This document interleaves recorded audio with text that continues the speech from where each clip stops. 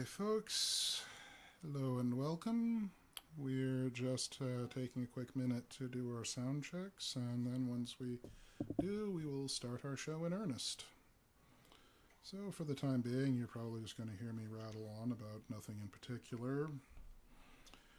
Those of you living in southern Ontario will no doubt share our pain in the fact that things are getting a bit hot out. By getting, I mean are. And as a consequence, we're having to leave the windows open. So if you hear the occasional train go by or other background noises, well, just think of it as happening outside of Callahan's modest establishment. Ryan, we're getting a request for a riff.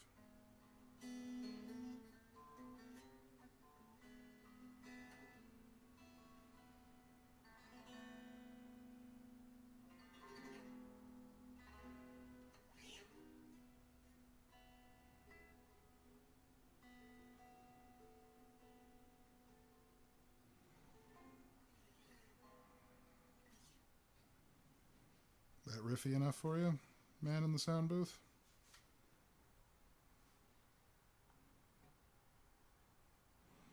I'm assuming there's going to be a bit of a time delay.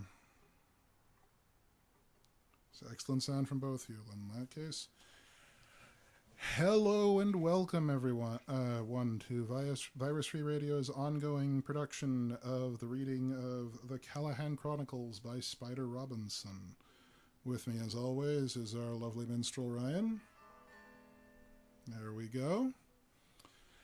We hope you've all been well. Sorry for not getting to you towards the end of last week, but unfortunately life got a bit in the way. But we are back and ready to entertain. So let's pull up a stool. Order your drink of choice, as offensive or inoffensive as you choose. And let us take another trip down to Callahan's. In this, today we bring you from Spider Robinson, The Law of Conservation of Pain. There was a curious kind of inevitability to the way things happen at Callahan's. Not that we wouldn't have managed to help the Meddler out some way or another, even if it had been, say, Thursday night that he came to us.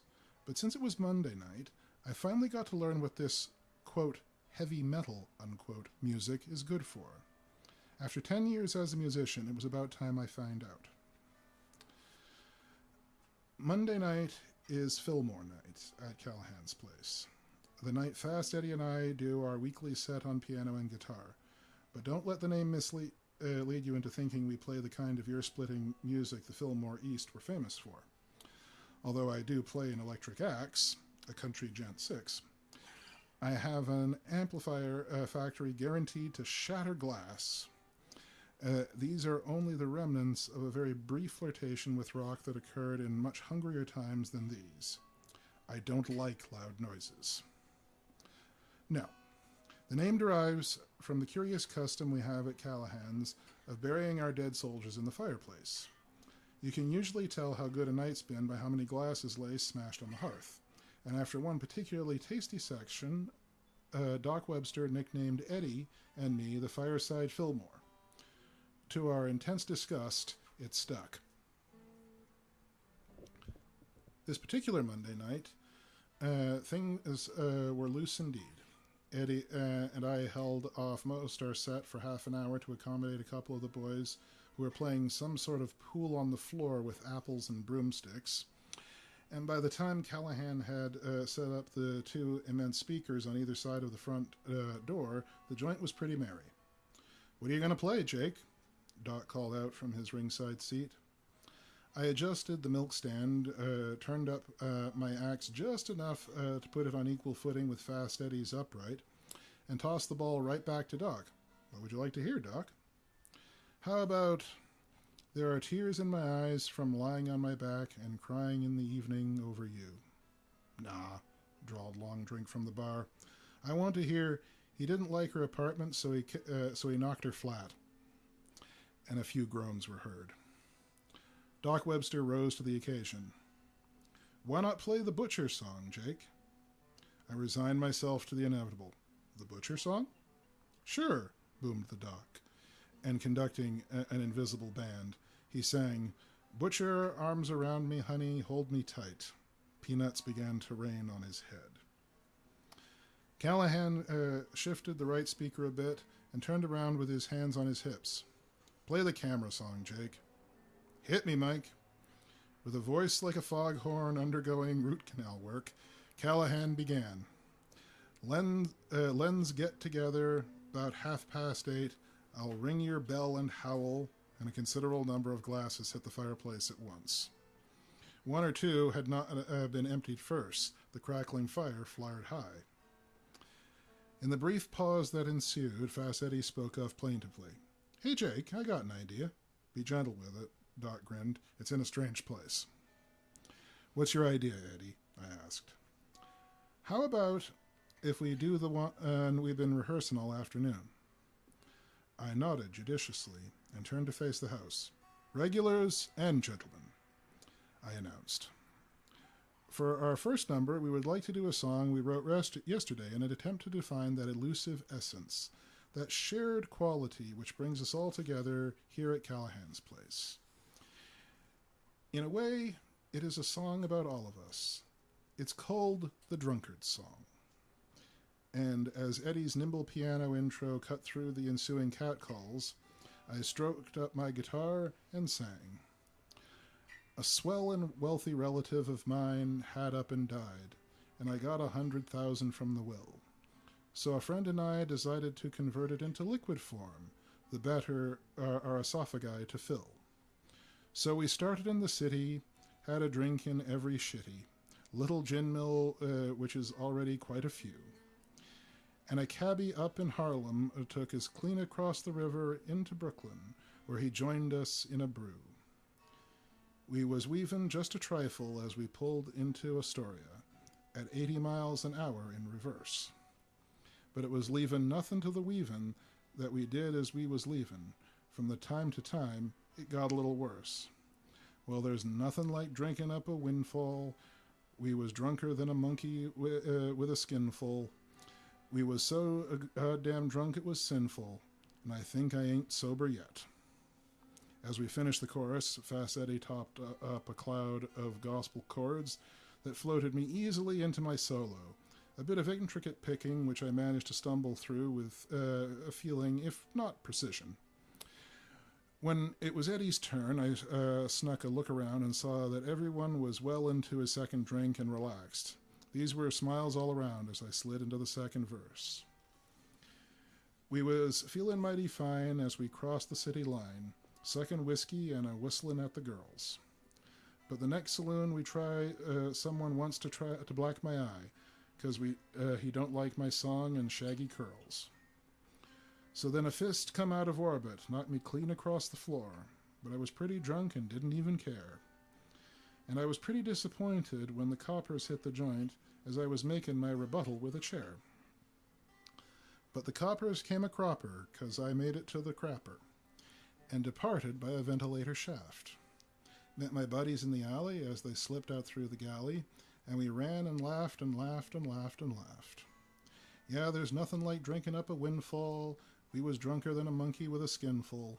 We was so goddamn drunk it was sinful, and I think I ain't sober yet. This time, Fast Eddie jumped into the gap with a flurry of triplets. I could tell that he knew where he was going, so I gave him his head. As we unfolded a tasty statement, I looked around again and saw wall-to-wall grins again. No, not quite. Tommy Jensen, sitting over by the mixer, was definitely not smiling. A pot-bellied gent in an overcoat who I didn't recognize was leaning over Tommy's shoulder, whispering something into his ear, and the kid didn't seem to like it at all. Even as Eddie's solo yanked my attention away again, I saw Tommy turn around and say something to the overcoated man. And when I looked back, the guy was standing at the bar with his nose in a double of something.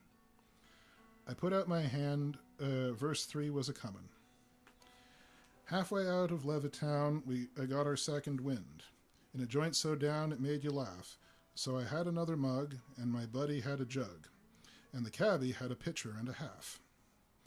When we got to Suffolk County, he was counting into overdrive. The word had spread and crowds began to form. We drank our way from Jericho on down 110 to Merrick Road, a boozing and a singing up a storm. I lost my buddy and the cabbie in the middle of the Hamptons. We was drunker than it's possible to be. But there frankly came a time when I just didn't have a dime, and I sat on Montauk Point and wept into the sea. And everyone in the joint joined in the final chorus, all except the guy in the overcoat, who was already on his second double something. Yeah, there's nothing like a drinking up a windfall. We was drunker than a monkey with a skinful. We was so goddamn drunk it was sinful, and I ain't been sober yet. A storm of glasses hit the fireplace, and Fast Eddie and I went into our aw shucks routine at about the same time. When the cheers and laughter had died down somewhat, I stepped back up to the mic and ahemed. Thank you for your sympathy, genties and ladiesmen. I said, we'll be passing the 11-gallon hat directly. I tapped the huge Stetson in my hand significantly and grinned. Well now, I paused. We only know 2 songs, and that was one of them, so we're real glad you liked it. I stopped again. What do you think we ought to play now, Eddie? He sat a while and thought. How about the other one? He asked at last. Right arm. I agreed at once and hit a G. Doc Webster beheaded a new bottle of Peter Dawson's and took a hearty swallow. Okay, folks, I continued. Here's a medley of our hit. A sprightly number called She Was Only a Telegrapher's Daughter, but She Did It, did it, did it. I started to pick the intro, but the sound of glass smashing the fireplace distracted me, and I bungled it. And in a few seconds before I could take another stab at it, the fellow in the overcoat burst noisily and explosively into tears. Fast Eddie and I were among the first to join the circle that formed immediately around the crying pot-bellied man. I didn't even stop to unplug my guitar, and if anyone had trouble stepping over the stretched-out telephone code, they kept it to themselves. Paradoxically, after we had rushed to encircle him, nobody said a word. We let him have his cry, and did our best to silently share it with him. We offered him only our presence and our concern. In about 5 minutes, his sobs gave way to grimaces and jerky breathing, and Callahan handed him a triple something. He got outside of half of it at once, and set the remaining something and a half down on the bar. His face, as he looked around us, was not ashamed, as we might have expected, more relieved than anything else. Although there was a tension in the set of his lantern jaw, and in the squint of his hazel eyes, the knot in his gut seemed to have eased considerably. Thanks, he said quietly. He stopped, wanting to talk about it, but unable to continue. Then he must have remembered the few toasts he'd seen earlier in the evening, because he picked up the rest of his drink, walked over to the chalk line in the middle of the room, drained the glass, and announced, "To Meddlers." And then he pegged the glass into the exact geometrical center of the fireplace. Like me, he added, turning his face to us. I'm a meddler on a grand scale, and I'm not sure I've got the guts or the right. Brother, said Callahan seriously, you're sure in the right place. All of us here are veteran meddlers, after a fashion, and we worry considerable about both of them things. Not like this, the meddler said. You see, I'm a time traveler too. He waited for our reaction. Say, piped up Noah Gonzalez, it's a shame Tom Humpton's off tonight. You two have a lot to talk about. Eh? Said the stranger, confused. Sure, Callahan agreed. Tom's a time traveler too. But, the guy sputtered. But I've got the only unit. Oh, Tom don't use no fancy equipment, Noah explained. Yeah, agreed Callahan. Tom did it the hard way. Never mind, friend. It's a long story. You're from the past or the future? The future, said the time traveler. puzzled at our lack of reaction. I guess we're hard to startle. That is, the future as it is at present. I mean, he stopped and looked confused. I get it, said Noah, like me, a veteran science fiction fan. You're from the future, but you're going to change that future by changing the past, which is our present, right? The fellow nodded. How's that again? Blinked Doc Webster. I am from the year 1995, said the man in the overcoat with weary patience, and I'm going to change history in the year 1974. If I succeed, the world I go back to will be different from the one I left. Better or worse? Asked Callahan. That's the hell of it. I don't know. Oh, Kark. I might as well tell you the whole story. Maybe it'll help. Callahan set him up, and we all got comfortable. Her name, said the stranger, was Bobby Joy, and you couldn't say there'd ever been anyone like her before. Lots of people had been like her. April Lawson, for instance, was nearly as good as guitarist. Aretha had at times a similar intensity. Billie Holiday surely bore and was able to communicate much of the same kind of pain. Joni Mitchell and Roberta Flack, each in their own way, possessed comparable technical control and purity of tone. Dory Prevalent was as dramatic and poignant a lyricist, and Maria Mulder projected the same guileless grace. But you could have rolled them all together, and you still wouldn't have had Bobby Joy, because there was her voice. And it was just plain impossible that such a voice could be. When a Bobby Joy song ended, whether on tape or disc or hollow or, rarest of good fortune, live, you found your head shaking in frank disbelief that a human throat could express such pain, that such pain could be, and that you could hear such pain and still live. Her name was the purest irony, given to her by an employer in a previous and more ancient profession. A name she was too cynically indifferent to change when her first recordings began to sell. I've often wondered what her past customers must feel when they hear her sing. I'm certain every nameless, faceless one of them remembers her. They surely appreciate, as well as anyone, the paradox of her name. For while God seemed to have given her every possible physical advantage in obtaining joy, it never got any closer to her than her album jackets and the first line of her driver's license. Although many pairs of lips spoke her name, none ever brought its reality to her. For the scar on her soul was as deep and as livid as the one that ran its puckered, twisted way from her left cheekbone to her right chin.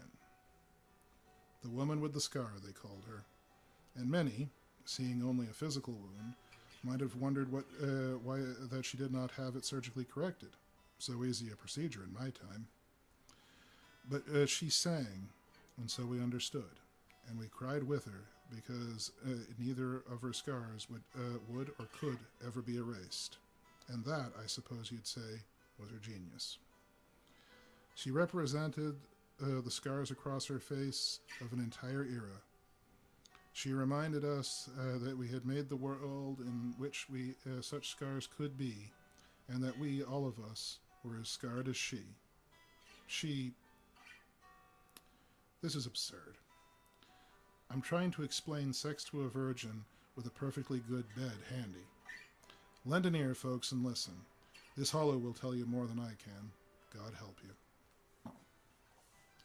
The stranger produced a smooth blue sphere about the size of a tennis ball from one of his pockets and held it out towards the fireplace. The shimmering of the air over the crackling fire intensified and became a swirling, and then a dancing, and then finally a coalescing. The silence in Callahan's was something you could have driven rivets into. Then the fireplace was gone, and in its place was a young black woman seated on a rock, a guitar in her lap, and a starry night sky all around and behind her. Her face was in shadow, but even as we held our breath, the moon came out from behind a cloud and touched her features. It gave an obsidian sheen to her skin, a tender softness to a face that God had meant to be beautiful, and made a harsh shadow line of the incredibly straight slash that began an inch below her left eye and yanked sideways down to open up lips that had been wide already, like a jagged black underline below the word pain. She was black and a woman and scarred, and as the thought formed in our minds, we realized it was a redundancy. Her scar was visible externally, was all. We were shocked speechless, and in the stillness, she lifted her guitar silently and began to play, a fast, nagging, worrisome beat, like despairing Richie Havens, an unresolved and maybe unresolvable chord that was almost all open string, an E minor sixth with a C sharp in the bass, a haunting chord that demanded to become something else, major or minor, happy or sad, but something. A plain, almost Gregorian riff began from that C sharp, but always returned unsatisfied, trying to break free of that chord, but not succeeding. And over the primitively disturbing chord, Bobby Joyce spoke, with the impersonal tones of the narrator behind all art. Snow was falling heavy on US 40 as the day drew to a close. This lonely stretch of highway had seen no other movement all day. The stillness was so complete that the scrub pines and rolling hills by the roadside may have felt that the promise given to them so long ago had come to pass, that man had finally gone and left them in peace forever. No snakes had swayed forth from their retreats that day, no lizards crawled, no wolves padded silently in search of winter food. All wildlife waited, puzzled, expectant, caught in the feeling of waiting. For what? Gradually, without suddenness, each living thing became aware of a curious shuddering drone to the far east, which became audible too slowly to startle. It swelled, drew nearer, and small muscles and sinews tensed, then relaxed as the sound was identified as familiar, harmless. A pale green 1960 Dodge, with no more than 3 cylinders firing, crept jerkily into view through the shrouds of snow. Wipers blinking clumsily. The great machine felt its way along the road. Its highway sung hoarse and shuddered. With a final roar of mortal agony, it fell silent. Wipers ceased their wiping, pistons ceased driving, lights winked out, and the huge car coasted gracefully off the road and rolled to a stop, with its noise resting on a snow-laden mesquite. Stillness returned to US 40, and still, on either side of it, the animals waited. Even as she finished speaking, the walking bass line, with which she was underpinning her mournful chord, returned to that disharmonic C-sharp. Then, with breathtaking ease, it slid down 2 tones to B, became the dominant of a simple E minor, and as bass, organ, and drums came in from nowhere, she began to sing.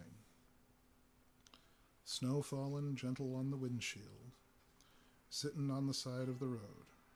Took a ride, my engine died and left me, sittin' on the side of the road. In a little while I'll get out and start a-walkin', probably a town near. But it just occurs to me that I ain't got no more reason to be there than to be here. But I'll be leavin', sudden key shift, soon as I find me a reason to. Right now it's nice just to watch the snow, covering the windshield and the windows. She finished on a plaintive A minor, toppled off back through the ghostly, mosquito-biting E minor 6th again, and spoke instruments, and other instruments fell away, leaving her guitar alone. Again, she spoke. Snow now completely covered the windshield and windows, forming a white curtain which hid the interior of the car, and any activity within, if there was any to be seen. No sound issued from the car, No vibration disturbed the snow on its doors. The animals were puzzled, but delighted. Perhaps a human understood at last. The C-sharp walked down to B again, but this time it belonged to a clean, simple G chord. Supported by a steel guitar and the trapping of bluegrass, a comparatively happy sound that only lasted for the first 4 lines in that voice. That voice picked up the song again, etching us with its words. Don't worry now, I'm a-goin'. Any minute now, I'll be going. Leave the car, it isn't far to walk now. Any minute now, I'll be going. Slowing now, an electric guitar leading into an achingly repeated A-E-C-E-A minor progression that went nowhere. Soon as I can find a place I want to go. Soon as I can find a thing I want to do. Soon as I can find someone I want to know. Or think of something interesting and new. A sudden optimistic jump into the key of F. I mean, I could make it easy to the next town, twisting crazily into an E-flat. But what am I to do when I get there? Inexorably back to C. That's what I made this odyssey to find out. 2,000 miles, and I still just don't care. A cappella. Is worthwhile, or is it, to go on looking? We wanted to cry. Wanted to shout. Wanted to run forward with 100 reasons for living. Find some way to heal the hurt in that voice. And no one made a sound.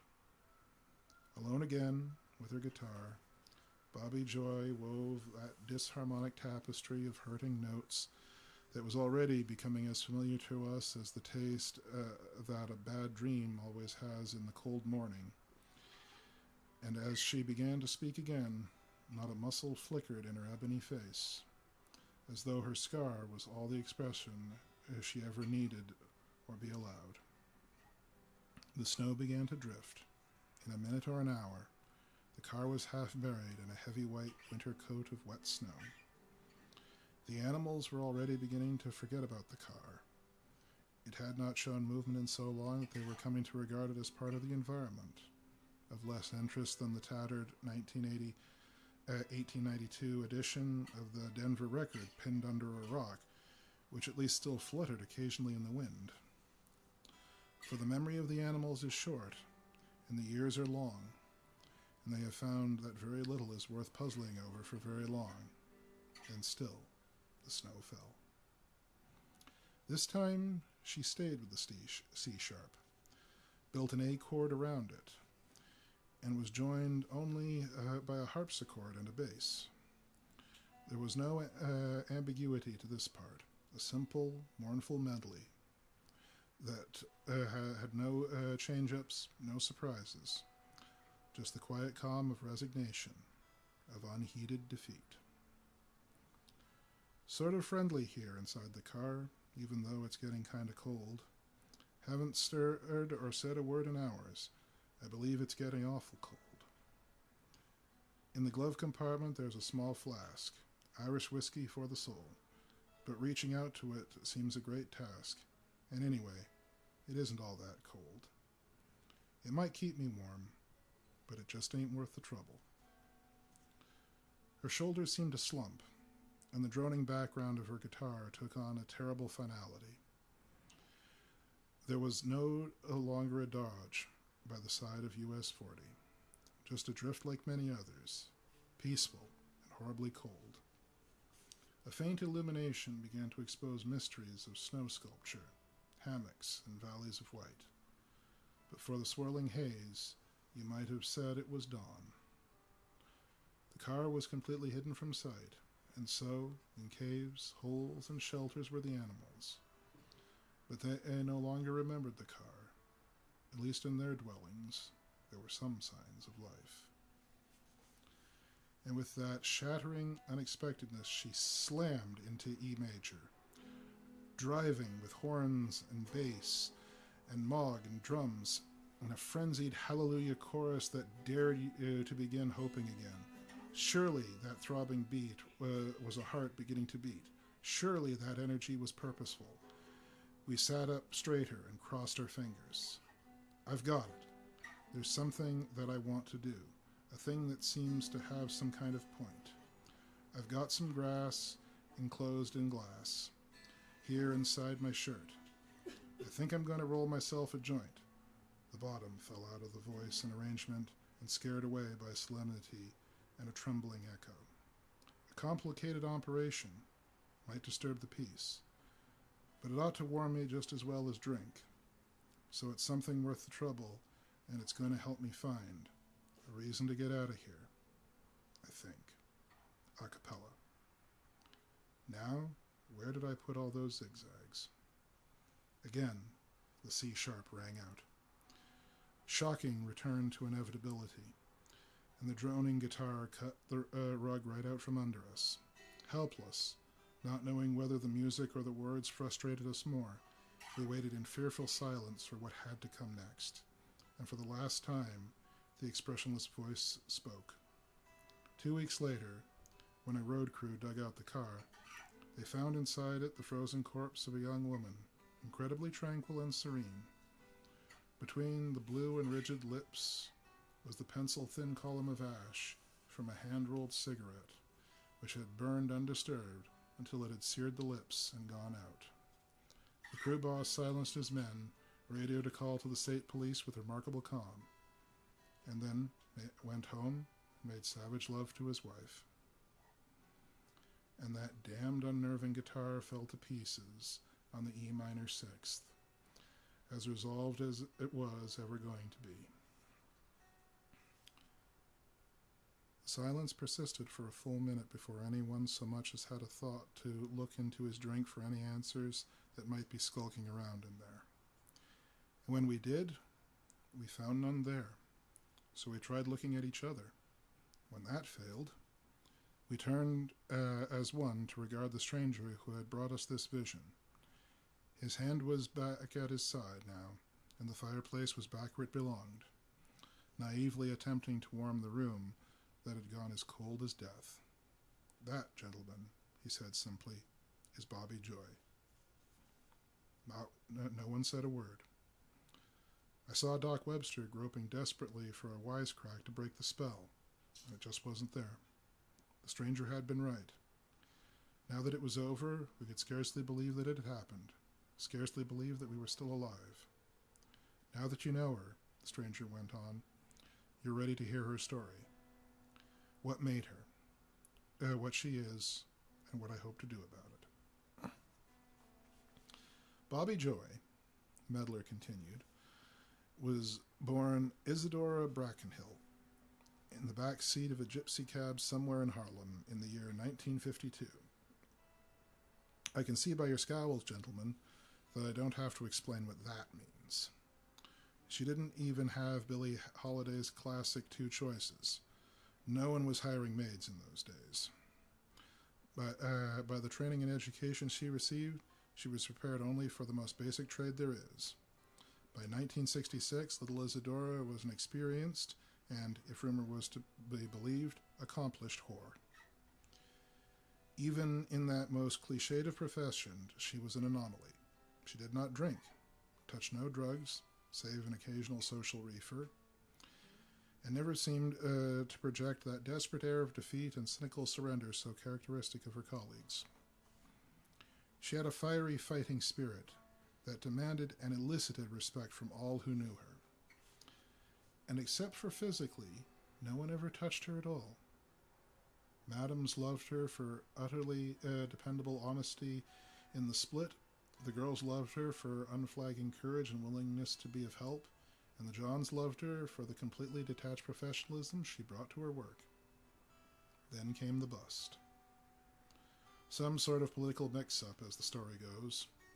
A payoff missed, an official inadvertently offended, a particularly well-written expose that demanded token action. Whatever the reason, Hannah's house was raided in April of 1974 in the traditional manner, wagons and all. Bobby, as she was by now known, was loaded into wagons with the rest of the girls before she had a chance to grab a wrap. Consequently, she attracted the attention of a patrolman named Duffy, who had come to appreciate that in such situations a policeman hath rank privileges. He attempted to collect what he regarded as only his right, and was refused. Bobby allowed as how she might be for sale, but she was damned if she was going to be for free. Duffy persisted, and got a knee in the groin, whereupon he lost all discretion and laid open Bobby's face with the barrel of his pistol. This so mightily embarrassed Duffy's sergeant, who was also Duffy's brother-in-law, that he was forced to ignore the wound, locking Bobby in with the rest of the girls in the hope that her disfigurement could be passed off as the result of a razor fight in the cells. By the time she got medical attention, it was too late. She was scarred through and through, and forever unsuited for the only job she knew. Almost a year later, a producer received an unsolicited tape in the mail. Such tapes are never played. But this one had the songs listed on the outside, and the producer's eye was caught by the first title, The Suicide Song. It was a crude, home-taped version of the song you just heard, audio only. The producer played it once, and spent a frantic 17 hours locating Bobby Joy. He didn't make her a star. He simply recorded her songs and made them available for sale. She became a star. A star like there had never been before. At least 7 recordings, tape and hollow, were proscribed from public broadcast because areas in which they were played showed sudden jumps in the suicide rate. The 70s and 80s were not good years in which to live, and Bobby Joy spoke for all too many of us all too well. She was a phenomenon, endlessly analyzed and never defined, and if some of us took a perverse kind of courage from her songs, maybe that was more reflection of us than her, and maybe not. In any event, the producer, with remarkable ease, became unspeakably rich, and it comforted him not. Poor devil, condemned to be the man who gave Bobby Joy to the world. But how could his heart be soothed with money? He gave most of it away to his mad brother, who thought he could build a time machine just to be rid of it. He pickled himself in alcohol with the balance, and never, ever played her tapes for himself. Like all her fans, he ached to bring her peace, and no man could. But there was more. He loved her with a ferocious and utterly hopeless desperation, and consequently avoided her company as much as possible. He dreamed futile dreams of fixing her heart, and lost a great deal of weight. And when his mad brother told him one spring day that the time machine was a success, he knew what he had to do.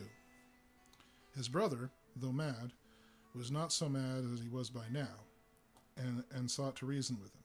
He spoke of possible disruption of the time stream by changing of the past, and other complicated things, and flatly forbade the producer to use the time machine.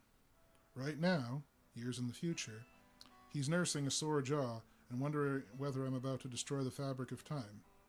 And so I am. I've been wandering around in your time for 2 or 3 days. I gave myself some leeway to make plans, but I have been using it to cool off, and now I don't know what to do. Maybe my brother was right. He knows a lot more about it, but I can't leave her in pain, can I? Oh yes, one more thing. The bust is tonight, about 4 hours from now. What could we say? We had to believe him. The technology inherent in that holographic sphere was certainly well beyond the present state of art. More important, if that voice truly existed in our time, we would have heard it long since. It was impossible to disbelieve that voice. Callahan summed it up all for us. What do you figure to do about it, brother? The Meddler didn't answer, and suddenly I knew, somehow, maybe from the set of his mouth, maybe a little from the glance he gave Tommy Jensen. I think I understand, Mike, I said softly. I saw him talking to Tommy while I was up on the stand, and I saw Tommy cuss him out. Somewhere outside he ran into someone who told him where he could find a kid who used to be a heroin addict. A kid who would certainly know where to get him a gun. He's going to kill Patrolman Duffy, aren't you, friend? The Meddler nodded. Then you've made your decision? Asked Callahan. One murder will fix everything? It'll prevent that scar, said the Meddler. And how can it be murder to kill a scum like that? The hell with a gun. I can get within knife distance easily. No one will be expecting anything, and I don't care what they do to me afterwards. He squared his shoulders and looked Callahan in the eye. You figure to stop me? Well now, son, Callahan drawled. I'm not certain I've got the right to meddle in something like this. Besides, I reckon it ain't no accident you're closer to the door than any of us. But it seems like I ought to point out. He broke off and stared at the doorway. So did the rest of us. A man stood there, where there had been no one a moment before. He looked like an older, wearier version of the Meddler, built much the same. But he wasn't wearing an overcoat, so you could see that the potbelly was actually an enormous belt strapped around his waist. Obviously, it was a time machine. Just as obviously, it was its inventor, come to stop his brother from tampering with history. But our attention was centered not on the machinery around his waist, but on the much smaller piece in his right hand. Made of glass and seemingly quite fragile, it could only have been the handgun of the 1990s.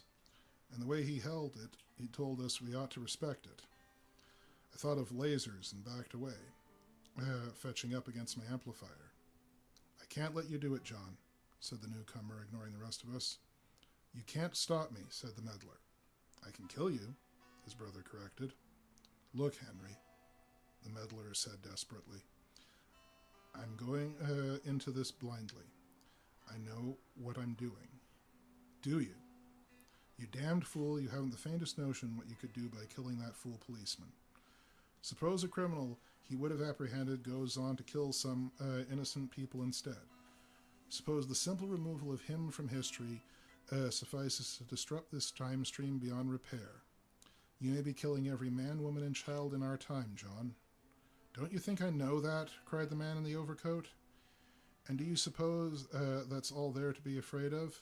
Suppose I'm entirely successful and only bring about a world without Bobby Joy. She brought us all self-consciousness, awareness of collective guilt, which had an enormous effect for good. I don't know that I have the right to deprive the world of her music. Suppose there's a law of conservation of pain. Suppose pain can't be destroyed within a continuum. Then all I've done is redirected her pain. I suspect it will be transferred to me. And I can't sing worth a damn. Henry, I admit I don't have any idea of the consequences of what my actions will be. But I do know what I have to do. And I can't let you, his brother repeated. He lifted the strange glass pistol and aimed it at the Meddler's heart, and I saw Callahan's big hand go under the bar for the sawed-off shotgun, and I saw Law Drink and the doc and Tommy Jensen start to close in on the gunman, and I knew that none of them would be in time, and without thinking, I spun on my heel, twisted the volume knob savagely on my amp, and clutched my E-string as high as I could, and snapped the pick across it. A shrieking high note lanced through the air, and I rammed the guitar in front of the monitor speaker for maximum feedback. A red-hot knife went through every ear in the room, freezing the action like a stop-motion camera. The guitar fed back and fed back, building from a noise like a gut-shot pig into something that felt rather than heard. Glasses began to shatter along the bar, then bottles on the long shelves behind it. And all at once, so did the deadly little glass gun. I quickly muted the guitar, and our ears rang for a lingering minute. Blood ran from a couple of cuts on Callahan's face, and the gunman's hand was a mess. Doc Webster was at his side somehow, producing bandages and antiseptic from his ever-present black bag, and steering the wounded man into a seat. The meddler sat down beside him. "How'd you do it, Henry? I thought I had the only—" "You do," Henry snapped. "You came back with it, you bloody maniac, and as soon as you reappeared, I knew from the look on your face that you had succeeded. I didn't wait around to find out what change you'd made in the world I knew. I hit you with a chair and took the belt, determined to make one last desperate try to save my time. You laughed as you went down, and now I guess I know why, meddler." The meddler stood up, faced Callahan. "You've got a gun under that bar," he stated. "I want it." Callahan stood his ground.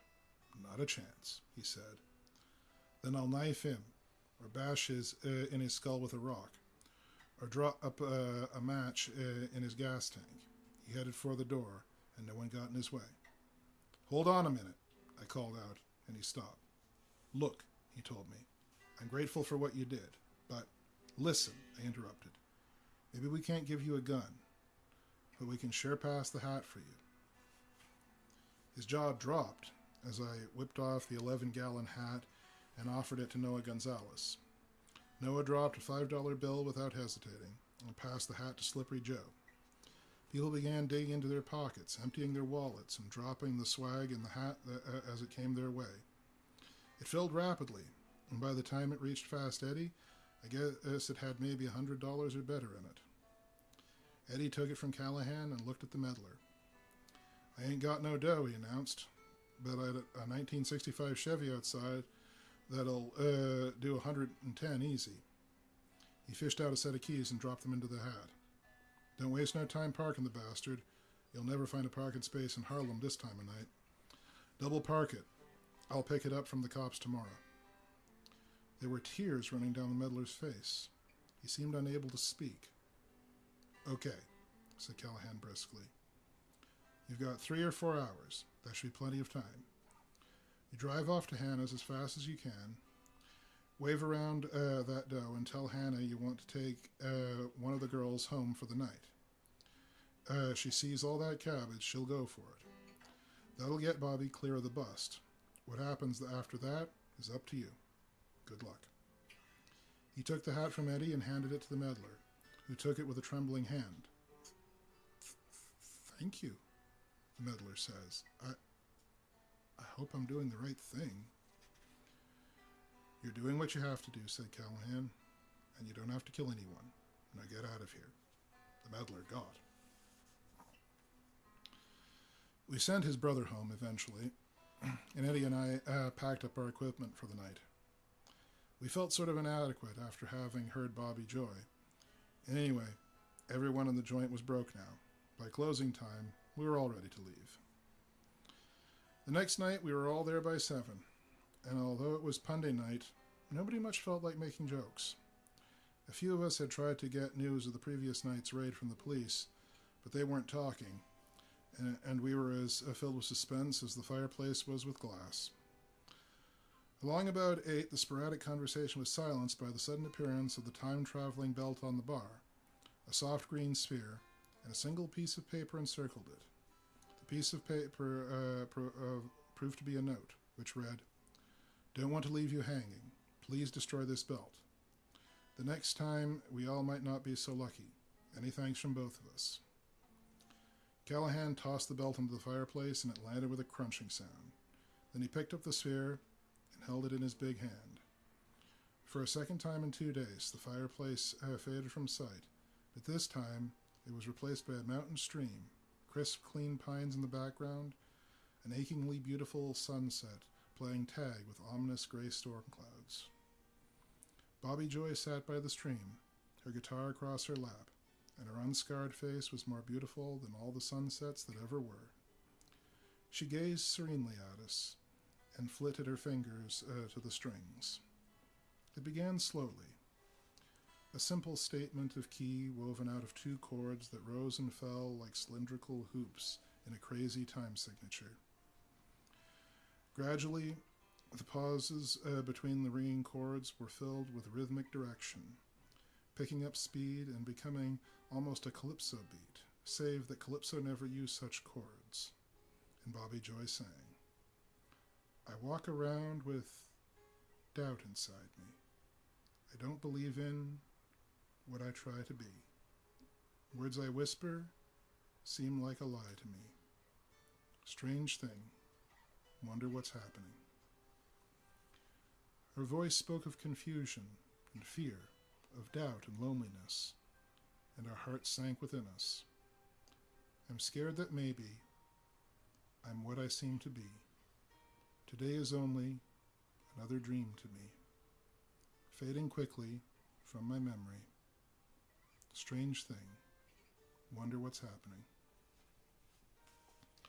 All around the room, I saw men respond to that plaintive question, saw them wince at the thought of failure as Bobby Joy went into the bridge of her song.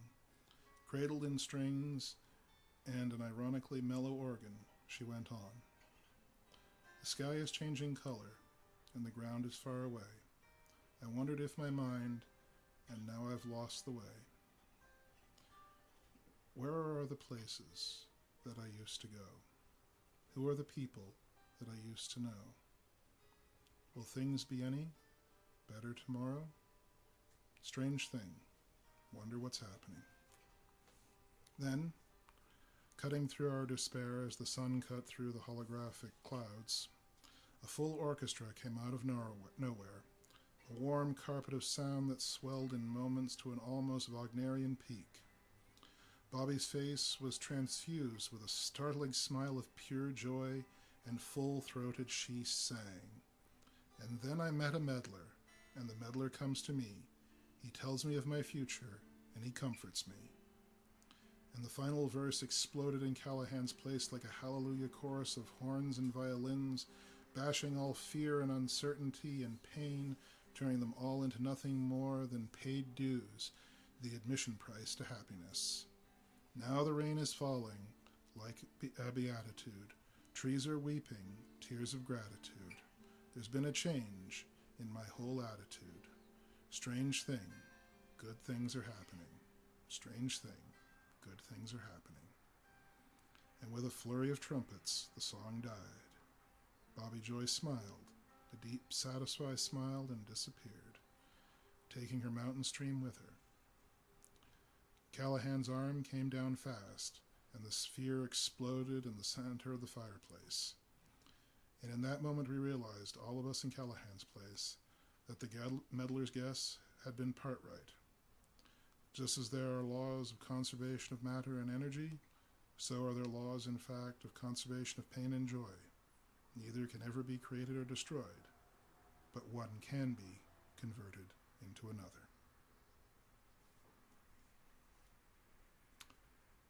And that was the law of conservation of pain, folks. I must admit, as time-traveling, meddling stories go, not a bad one.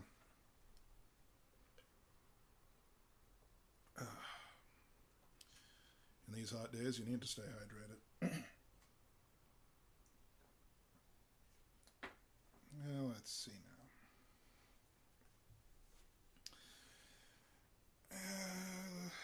Having a look at what's to come, folks. I've got a short one here I think we might churn out and then call it a day.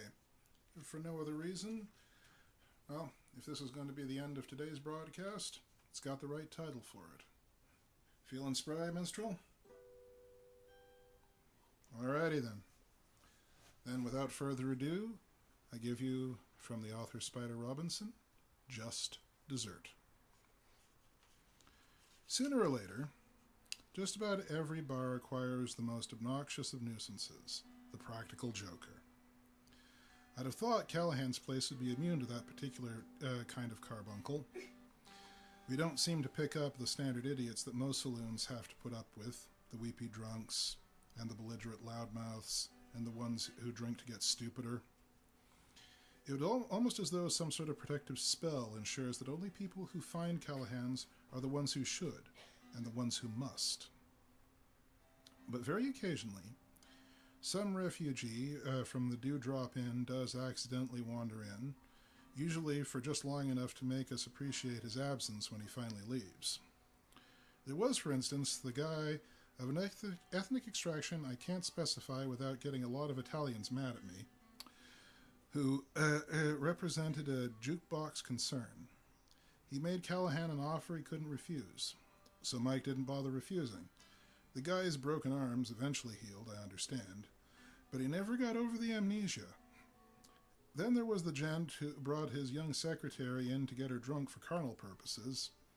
Callahan got a little sloppy that night, and somehow all the ginger ale ended up in her glass and all the vodka in his. When he woke up, he was a fair piece from nowhere, minus a secretary and a rather sporty pair of pants. When the practical joker arrived, however, it was not Callahan, but Doc Webster who fixed his wagon. It was a Friday night, and the place was more crowded than Dollar Day in a cat house. Fast Eddie was sharing his piano bench with 3 other guys. Callahan and Tom Humptman were behind the bar, busier than a midget mountain climber. We were plumb out of beer nuts.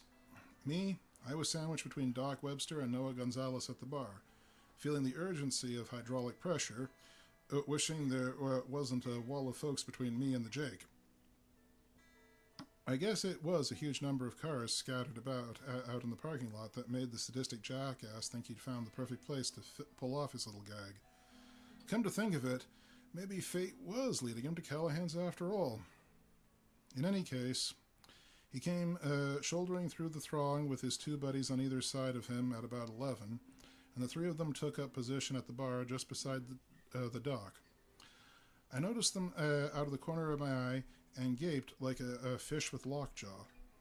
The guy in the middle was plainly and simply the ugliest man I have ever seen. When they passed out next, he thought they said sex and asked for lots and lots. His chin and his Adam's apple looked like twin brothers in bunk beds.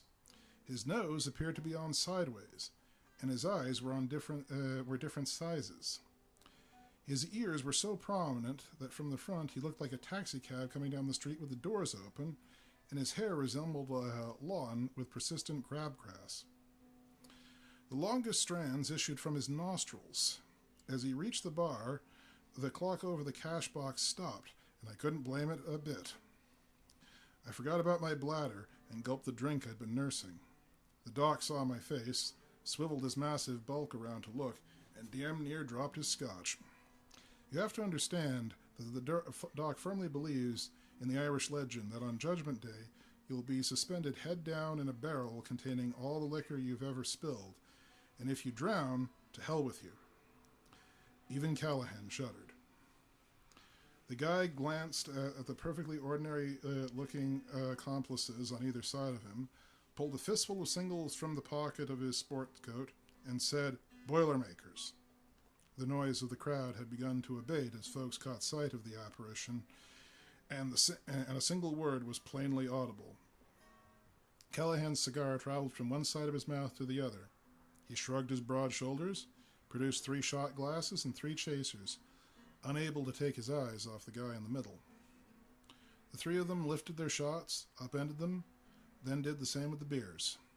"Again," said the ugly man, and Callahan refilled their glasses. The second round went down, if anything, faster than the first. Again. Callahan blinked, shrugged again, and made 3 more boilers. Gulp, gulp, gulp.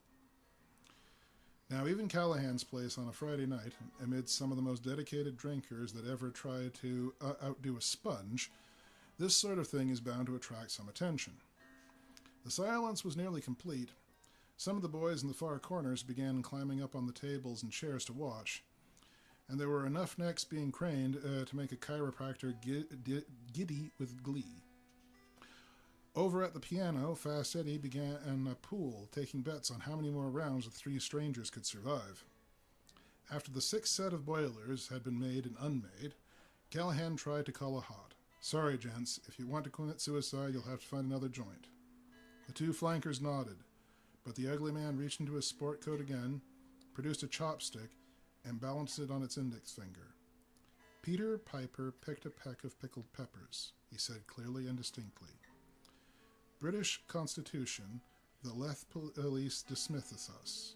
Sister Susie sewing shirts for soldiers." He kept it up until Callahan, exchanging looks with Doc Webster's, put another shot in front of him. The guy shut up and gulped the sauce, sent a glass of beer after it, and waited expectantly. Callahan sighed and opened a fresh bottle. I could tell from the label, and it was the colored water Tom Huntman drinks when he's working. Explained to everyone who listened that the wages of gin are breath. I guess the big barkeep figured this mug was too far gone to notice the difference. But as he reached out to pour, the unlovely customer put his hand over the glass. "Wait a bit," he said faintly, his voice suddenly wavering. I don't know. Maybe, oh Lord, I don't feel too good. I think I'm going to be... He clenched his middle and leaned over the bar, and a ghastly mess splattered on the countertop. A great, disgusted groan went up, and those of the boys with weak stomachs began to make their way towards the door. But the real stampede began when the hapless stranger's two companions, grinning wildly, produced a pair of spoons and dug in. I would have bet my store teeth that nothing short of an earthquake could empty Callahan so fast on a Friday night, but that about did it. Folks fled in all directions, out the door, the back door, even the windows, horror on every face, hideous gargling cries fading into the night. When the smoke had cleared and the commotion ceased, Callahan, the doc, and I were the only survivors. Even the indomitable Callahan looked green around the gills. Tom was out cold on the floor behind the bar. And that damned practical joker and his two cronies turned around, looked at the empty saloon, and began laughing hard enough to burst a gut, slapping their thighs and punching each other on the shoulder. "What the hell?" I began, and the ugly man, looking fully recovered now, turned to face me, still laughing up a fit to kill. He pulled open his sports coat, disclosing a hot water bottle pinned over the inside pocket. "Beef stew," he gasped, and his pals began laughing harder.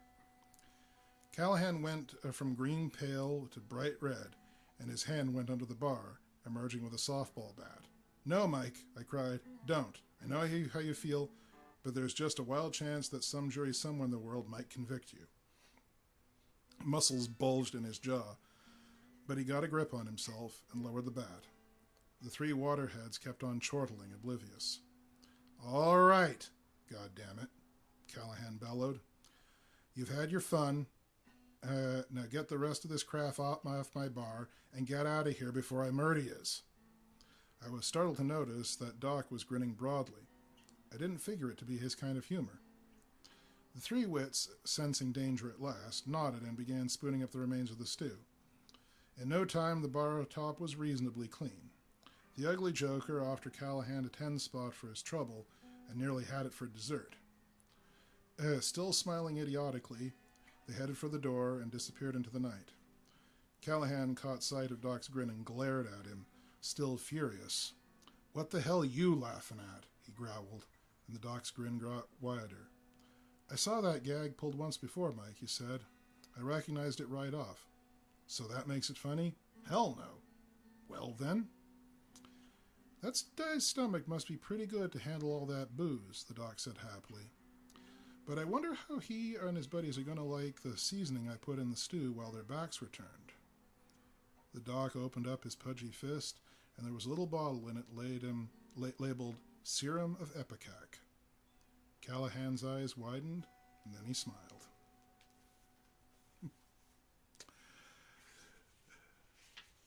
And I believe our jokesters got their just desserts, and will be repeating them. And for any listeners out there who are unfamiliar with Ipecac, it's a handy little serum should you ever find yourself having recently consumed poison. For anything that is in your stomach will promptly be vacated out the same entrance that was now soon become an exit. And with that brings us to the end of our show for today, folks. I want to thank you for joining us, and to thank our lovely minstrel, Ryan. We hope to get another show to you in later this week. But until then, Stay safe, stay healthy, and be kind, folks. Till then, VFR signing off.